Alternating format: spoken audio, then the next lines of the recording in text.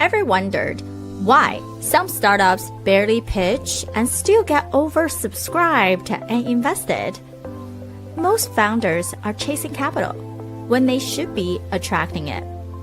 Today, our guests have helped over 4,500 startups and work with more than 900 investors to decode exactly what makes a startup so investable that great capital starts to chase you. We'll unpack how to validate the right problem, master investor alignment, and build traction that speaks for itself. Let's turn your pitch fatigue into irresistible momentum.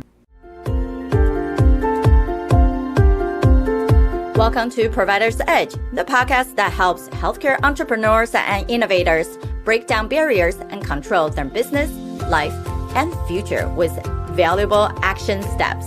With me, your host, Sabrina Rumbach, a recovered clinician and a business deal catalyst.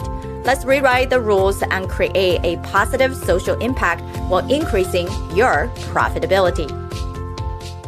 Before we dive into today's expert conversation, I want to pause for a minute and talk directly to the innovators in the room, especially if you're preparing for a raise or aim to land a pivotal partnership this year. Your pitch isn't just a story, it's a strategy.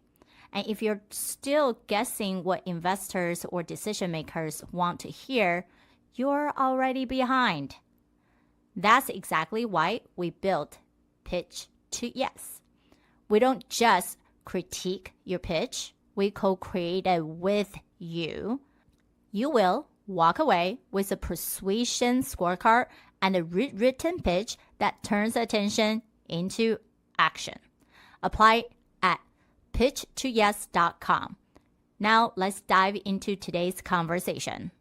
I think that one process that I find to be, maybe it's because I'm new, but I find the process of raising capital, both from a startup company, like a tech startup, to invest to a VC company, I find that process a bit opaque. And I find the process of raising capital from LPs a bit opaque. I think this is, if we can demystify that, and like I have some ideas in my mind that is more structured than when I got started. I think that would help startup companies immensely. Because I think, first of all, startup companies, the average founder doesn't have the skills nor the network to raise capital. And they waste a lot of time trying to find the right investors, trying to raise capital. In my humble opinion, that is not the job of a founder. The job of a founder is to build their product, get it out to the marketplace.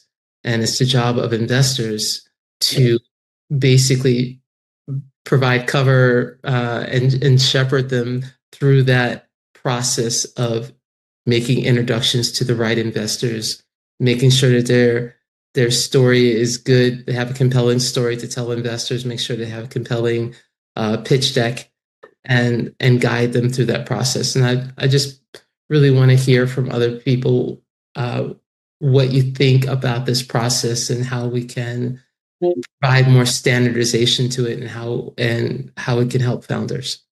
I figured Kurt would have something to say about this. I have a lot to say about this. I like it, Marie, that you feel that investors should be value add. That is how I endeavored to be as a full-time VC. And because I was so turned off by the whole experience, both from raising funds and from trying to help our founders, and I didn't know what I know today, just to say that. That's not the way. We have to be practical about the way the world actually works versus where we would like it to go. And what I mean by that is most founders don't have a lead investor yet. So we need to train them to be fundraising fluent, to fish for themselves. And so that's one of the biggest things that Fusion spends time doing, is we teach our founders to be fundraising assassins. They know where the capital is. The average founder and the average fund manager does not know where the capital is. Don't know. They don't understand capital macros. They don't understand capital categories. They don't understand capital types. And if they don't understand those things and they don't know where it is, they can't go get it.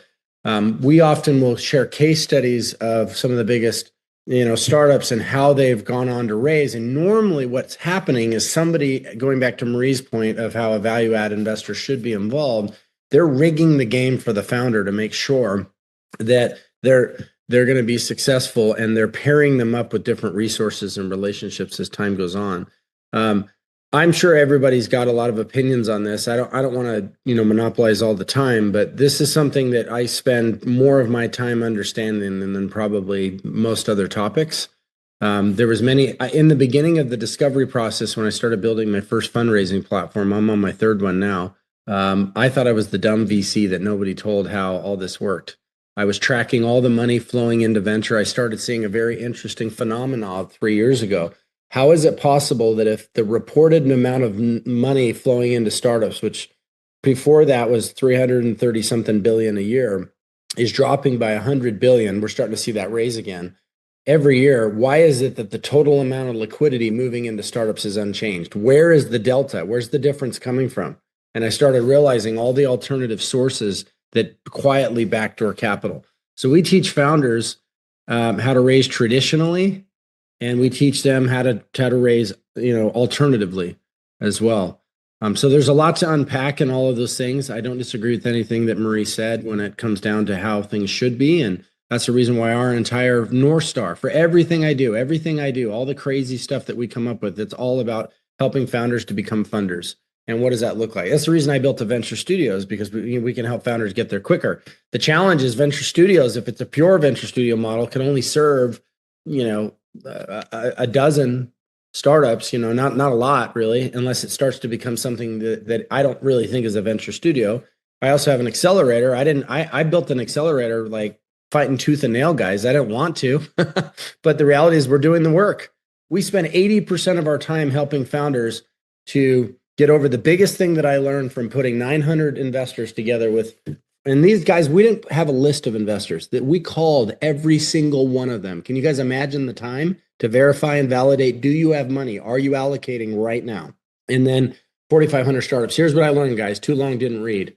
Startups don't understand what market readiness is. They're not even close to understanding what it takes to stand up a venture. I don't even want to hear about fundraising or product market fit from a founder. They don't even know what those two things mean, right?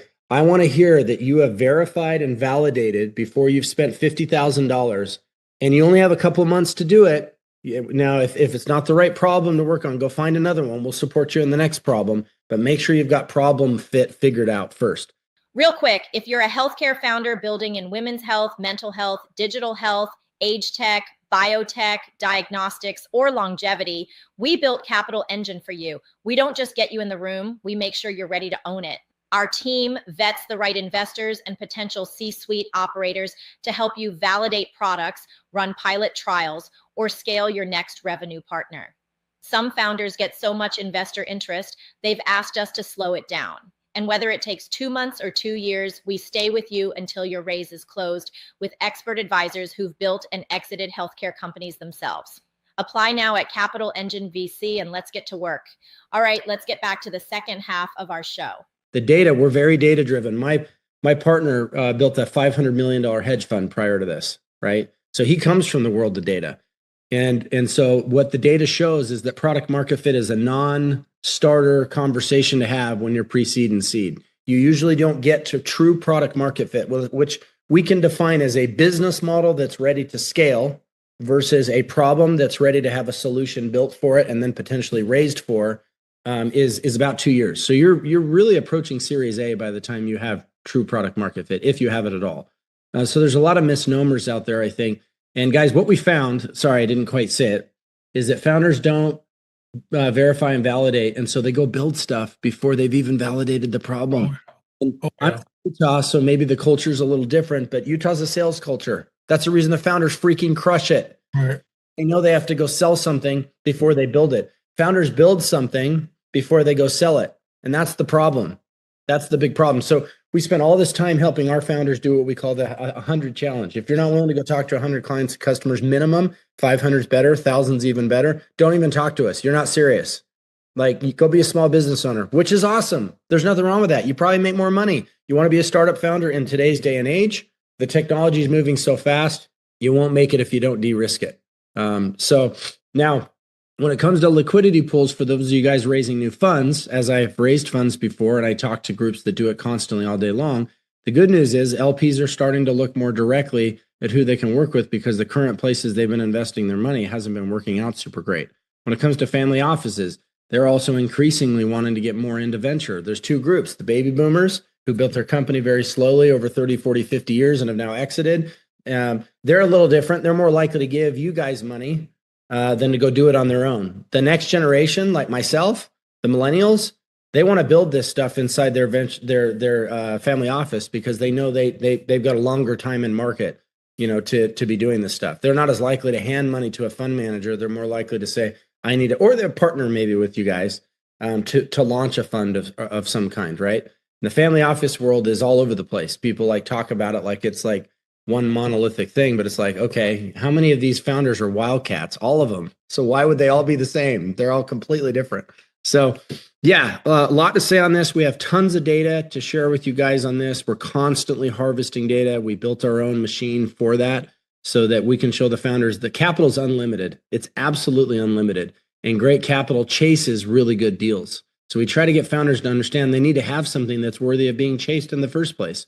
So we're really, really tough on the way that they learn to pitch. We don't believe in pitch decks. I think pitch decks are a joke. It doesn't mean that you shouldn't have them, because it's the currency of the majority of the world. You want to know what I want to see from a founder? A 2-minute video pitch with no decks, no slides. I know if you know what the hell you're talking about. I know if I can send you somewhere to like to buy, and that you're going to make sure you make the most of that opportunity, because you're so dangerous. You can pitch anywhere to any person, anytime, anywhere. I already said that twice. So that's just a couple of comments that I have on that. Love it. If you build it, they won't come. That's right, Mark. There's very few, and unless you've got a go-to community strategy, which is something else that we really. Yes.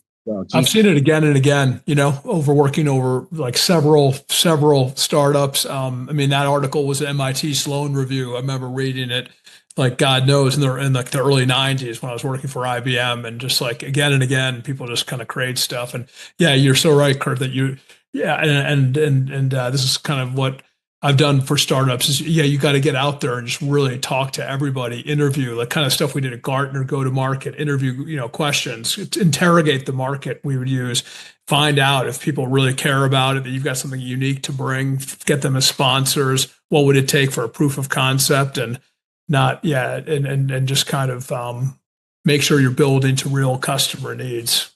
Exactly. And I think sometimes the founders who are not great at selling yet, I'm like, this is not selling. This is actually seeing if people actually care enough for you to build something. And sometimes it's about going back to the drawing board. I gave you almost like a questionnaire script for them then to take to go, right? Because the barrier is that I don't know what to ask, right? I have this idea in my head, just want people to hear from me, but they're not having a dialogue. And when they don't have a dialogue, then they go into this educating mode, right? Like, hey, let me just regurgitate everything that I wanted to share.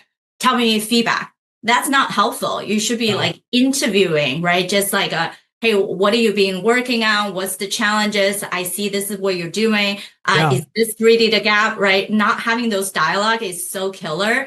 And I think that they needed to put themselves into a different mindset. And I also love what Kurt is talking about. One of the biggest thing is, how can you build a community first and not feeling like you're just start to sell them, right? You have some bigger mission that we're changing. Right. One of the company we're helping is about non-hormonal birth control, right? Because a lot of people just, women, right? Like they have polyps, they have all these things, and then they got put on birth control, and you actually have all these other opposite, right? Effect, obesity, and all that. So then we were talking about, let's build you a community first, right? And then when your drug come out in the next few years, you have a community to sell to, and you know how to sell to them because you have all the dialogue, right? Yeah, you involve them in the journey, and you come at it from a kind of a mission, like we're really trying to help. This is what we see as the problem and a potential solution. Totally agree, and you get and having them sort of be as you said, you're not really trying to sell to them. You're just trying to have them go on a journey with you to do something that's important. And you're smart and structured about who you're interviewing and how you're interviewing and keeping track of all of that. You're sharing back with them. So keeping them involved, just kind of, and then making them feel kind of excited about how it's emerging and getting defined. And, I think there's a lot of shared passion for doing that in this group, Kurt, and everybody. And, in terms of my ask, it would be, I would love to team up with somebody and do this kind of work. I've been working on my own quite a bit on different projects, and I want to team up with some good people, find some clients, and do some great work together. So that's, if you guys have any thoughts on that, and I'll reach out. That's what I'd love to do. Can I also add to this conversation? As I said, Scale Up Ventures was all about marketplace access and commercialization. It's exactly what we're doing. We recognize that, we know from experience, businesses who are looking for investment, you've got to show and demonstrate that actually you've got that market traction, right? Right. Now, market traction doesn't necessarily, imagine this on a pitch deck, doesn't necessarily mean that you're in healthcare rather. Doesn't necessarily mean that you've got paying customers. If you can get a clinical trial or a pilot going where you've already proven that gain the interest of a particular health region, because that's their priority. If they would do a pilot, if there isn't a need, what we're doing on behalf of that client is we're saying, okay, we'll negotiate this on your behalf and get the hospital to pay for it. But let's also negotiate, if the pilot is successful, that there is a localized contract in place. Now, imagine that on a pitch deck, right? That's a very powerful proposition. And I completely agree. But in the case of healthcare, it's a little bit, the struggle is there because you can't just break the full market, right? But if you can do little localized deals like that, that also shows and demonstrates market traction. And of course, they'll want their pilot to work, but that customer feedback as a result of the pilot or the clinical trial will also help them, if there's agility there, to adapt the product or service in order to actually meet the localized need, and therefore give them the opportunity to then expand and grow their business in other regions. So that's part of the modeling that we have within Scale Up Ventures, where the marketplace access is not just saying, here's a big market. It's about drilling down to the specifics around that particular product and service, the founder innovation, and the product market fit in terms of finding those customers and actually running those trials based on commercial opportunities. And we are now seeing that it's a win-win for both. Actually, it's not a one-tracked approach. It's a win-win for both, because we know that the sector is looking for solutions. They just don't know where these innovations are. They don't have the time. It's not what they do. Yeah. It's not their day job, right? And then in terms of the conversation here today, it does help in terms of that pitch deck and that proposition to the potential investor community. So just wanted to add that. Appreciate it. Marie, what do you think from all the little chime-ins? I really like what Kurt was saying about educating and upskilling founders and arming them with the intelligence of what venture firms have capital and are ready to deploy, and matching them up with what the founder is. You need to have the right investor for the right founder, right? Founder needs that match is so important, because a lot of times you find yourself pitching to the wrong investor and you're just wasting your time, and time is money. So I think the way Kurt is going about it is invaluable to founders. Yeah, for sure, right? And I think that's because they need to take time to actually review and talk to people, look at what they have done, what they care about, right? All this investor profile, instead of playing the numbers game of, hey, I'm attending this large summit. Let me just contact every single investor who's going just to get a meeting, right? So I think that's where the alignment is now there. And then some of them will come back. It's like, oh, well, the deal fall through because they want to take over too much. They are like, then the founder feel like losing identity. Then we always ask like, why was those conversation not discussed earlier, right? Why are you too like money hungry that you didn't thought about these type of questions about alignment, about how this partnership gonna work? Yeah, awesome. Thank you for tuning in to Provider's Edge podcast. We hope you enjoy our latest episode and found the insights and tips helpful. We'd love to hear your feedback on the show and learn what topics you'd like us to cover in the future. So please take a moment to leave us a review on your favorite podcast platform and let us know what you think. Your feedback is essential to help us improve the show and provide you with the content you need to take your healthcare business to the next level. Thank you for your support, and we look forward to hearing from you soon.